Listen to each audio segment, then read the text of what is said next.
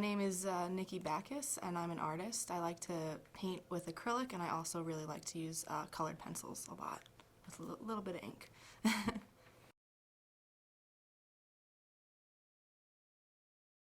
I do art because I guess I was just kind of born into it. I never remember a time where I didn't do it. My brothers dabbled in it, but then they went off and they did their thing, and art always kind of stayed as my thing. Nobody in my family, as far as I can really recall, does it, so I kind of don't even know where it came from. It just kind of happened to me.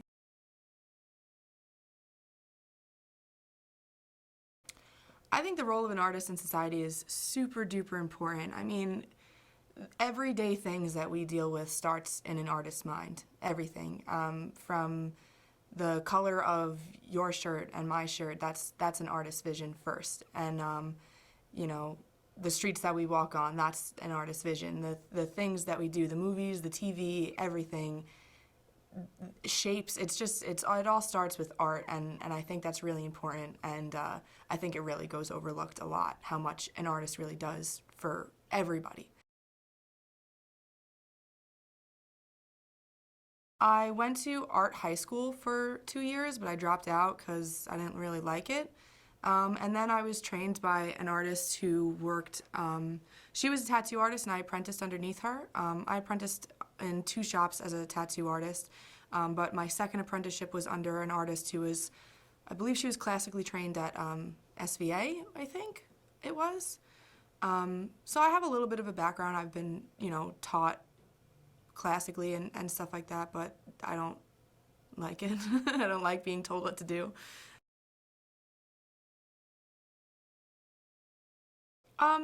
I think I did for a while. Well, maybe not. I don't know. When I went to high school as an artist, amongst my art friends, I had a lot of friends, but when it came to communicating and being social around other people, specifically in art school, it was really difficult. Like, in my everyday life, I've never had a problem socializing, but when I was in art school, I feel like I had friends that were other majors, but they kind of I feel like they were not truly my friends. Some of them were, definitely, but I feel like a lot of them weren't. And I think there's been points in my life where I would stop creating for years at a time, and I think those were my loneliest times, when I wasn't even an artist anymore. And recently being welcomed into the artist community on Staten Island has been such an eye-opener for me. I didn't think that Staten Island had it in them to do what they do, and we do it.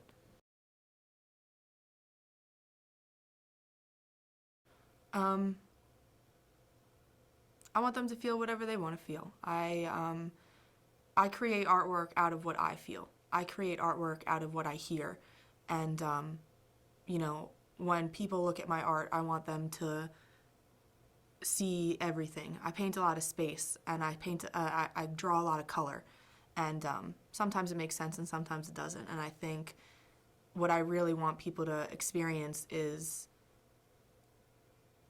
everything at once.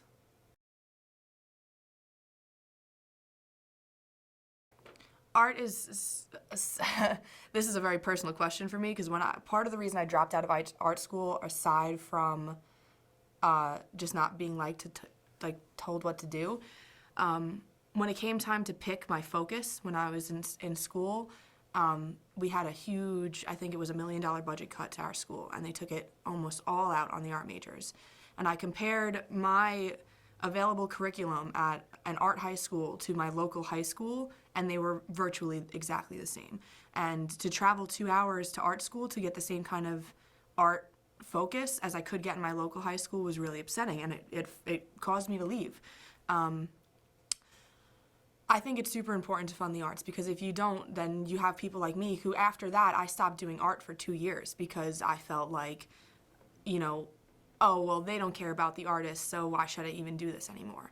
And I think nobody should ever feel that way about their art, and I feel like there really is always a place for artists, and I feel like I said before, that it's super important to fund the arts, because art is in everything. Everything that we do, everything that we experience is the cause of an artist. Everything that I'm looking at right now is because an artist said, hey, let's try this out. And I think that's super important.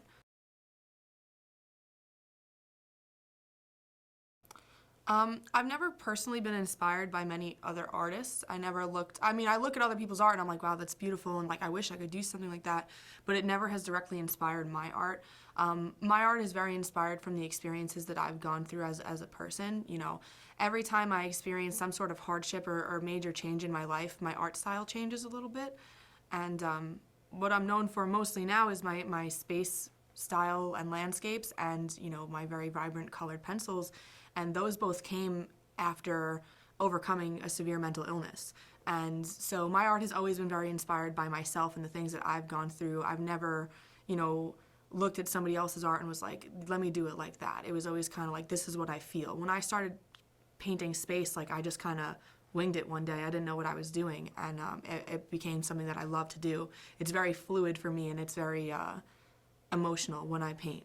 I love it. It's great.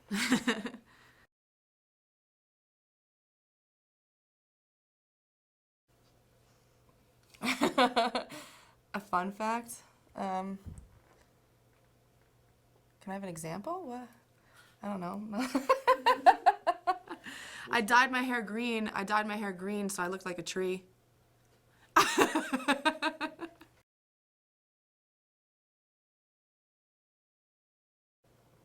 I think I like doing colored pencil more than I like doing the space, but I think the space stuff is easier.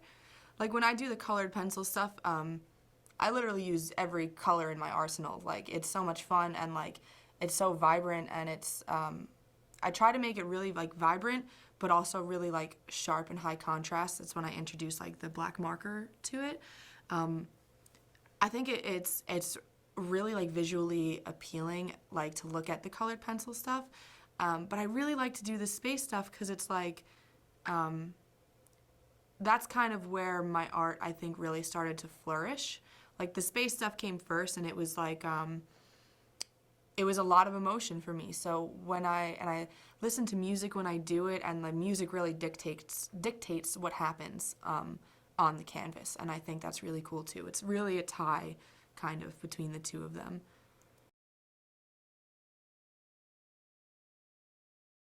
If I wasn't an artist, well, I would probably still be doing my day job. I really like what I do. I work with the disabled community, and I really want to work in, you know, the psychology field in any way, shape, or form that I can. And I think that I will continue to do that. I love my day job. You know, as much as I love being an artist, it's not a goal for me as a career. It's something that I like to do.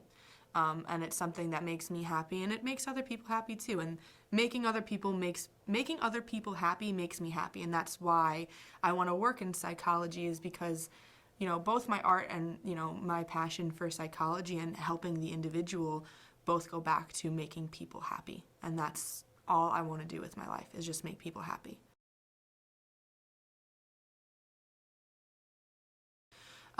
You could find me, my Facebook has an album on it that has my stuff. My Instagram is really, it's up there, but it's a personal Instagram. So my Facebook, you could definitely see it. I also just recently put my artwork up on StatenIslandTalent.com for sale, which is a huge step for me as somebody who is very, I guess, reclusive about their art sometimes. So that's really exciting.